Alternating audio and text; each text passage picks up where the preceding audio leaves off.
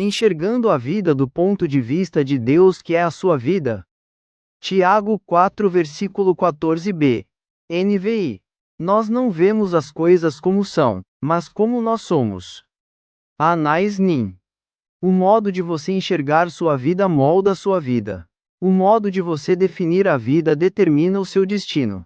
Sua perspectiva irá influenciar o modo de você investir seu tempo, gastar seu dinheiro, usar seus talentos e valorizar seus relacionamentos. Uma das melhores formas de compreender os outros é perguntar-lhes: como você enxerga a sua vida? Você descobrirá que existem tantas respostas diferentes quanto existem pessoas. Já me disseram que a vida é um circo, um campo minado, uma montanha russa, um quebra-cabeça, uma sinfonia, uma jornada e uma dança. As pessoas dizem: a vida é um carrossel. Algumas vezes você está em cima, outras embaixo, e algumas vezes você fica apenas dando voltas. Ou, a vida é uma bicicleta de 10 marchas, com engrenagens que nunca usamos. Ou, a vida é um jogo de cartas. Você tem de jogar com o que lhe deram. Se eu perguntasse como você imagina a vida, qual figura lhe viria à mente? Tal imagem é a sua metáfora de vida. É a visão da vida que você tem, consciente ou inconscientemente. É a sua descrição de como funciona a vida e o que você espera dela. As pessoas frequentemente expressam suas metáforas de vida através de roupas, joias, carros, penteados, adesivos e até mesmo tatuagens. Sua velada metáfora de vida influencia sua vida mais do que você percebe. Ela determina suas esperanças, valores, relacionamentos, metas e prioridades. Por exemplo, se você pensa que a vida é uma festa, seu principal valor é divertir-se. Se você vê a vida como uma corrida, certamente valorizará a velocidade e provavelmente estará apressado a maior parte do tempo. Se você vê a vida como uma maratona, valorizará a resistência. Se você vê a vida como uma batalha, ou um jogo, vencer será muito importante para você. Qual a sua visão da vida? Você pode estar baseando sua vida em uma metáfora falha. Para cumprir os propósitos que Deus lhe deu, você terá de contestar o pensamento convencional e substituí-lo pelas metáforas bíblicas da vida. A Bíblia diz: não vivam como vivem as pessoas deste mundo, mas deixem que Deus os transforme por meio de uma completa mudança da mente de vocês.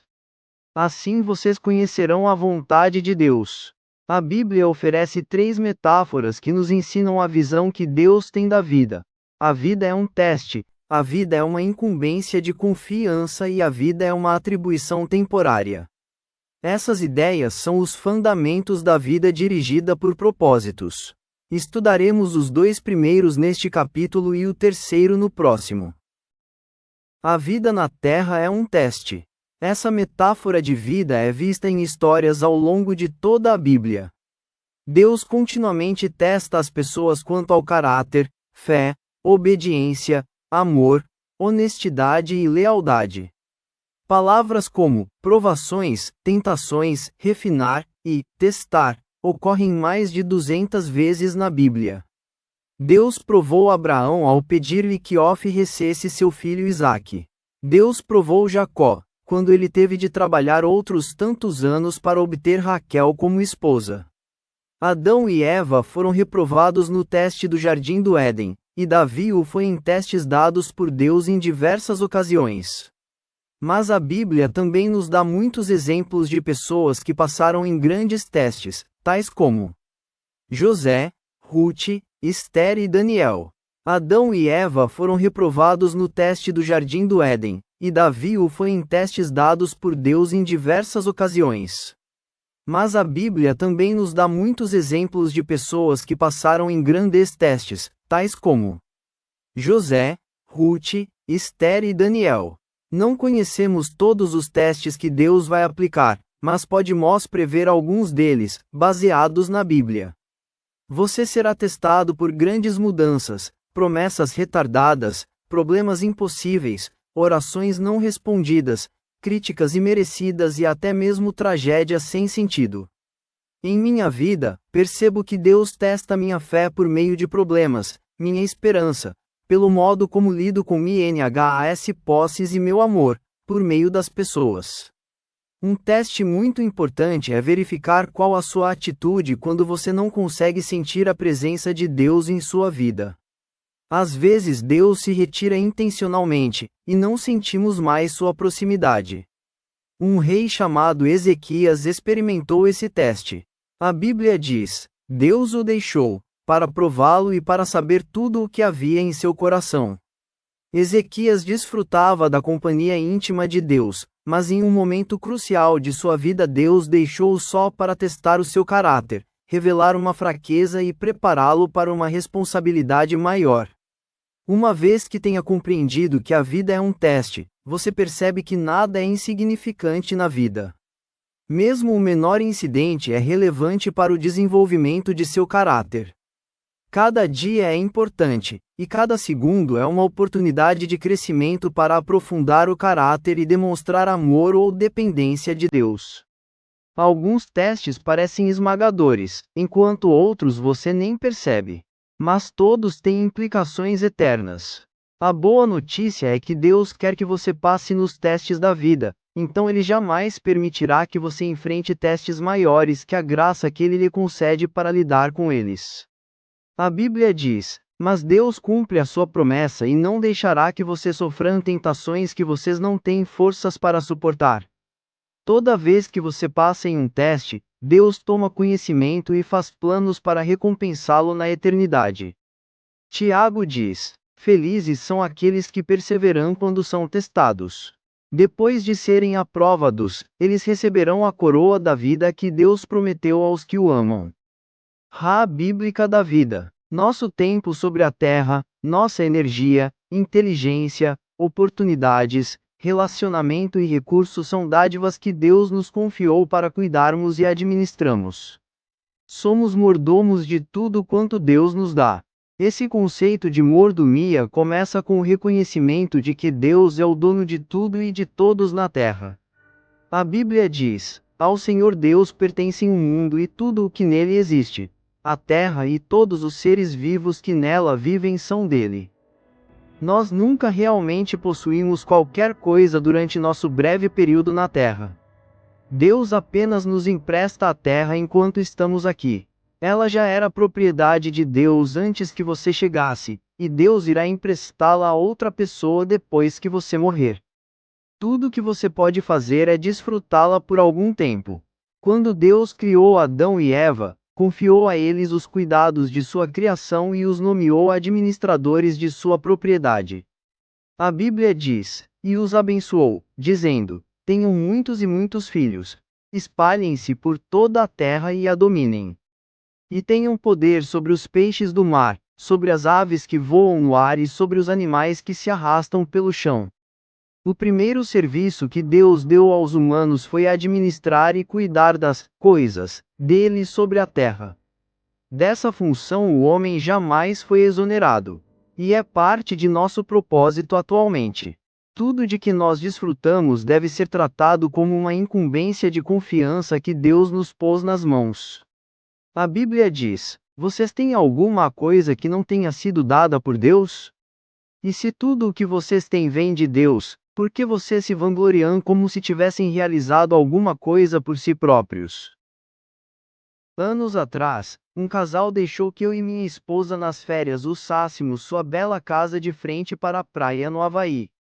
Era uma experiência com a qual nunca poderíamos arcar, e aproveitamos muitíssimo.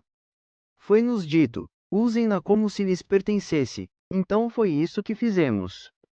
Nós nadamos na piscina, comemos a comida da geladeira, usamos as toalhas de banho e os pratos e até nos divertimos pulando nas camas.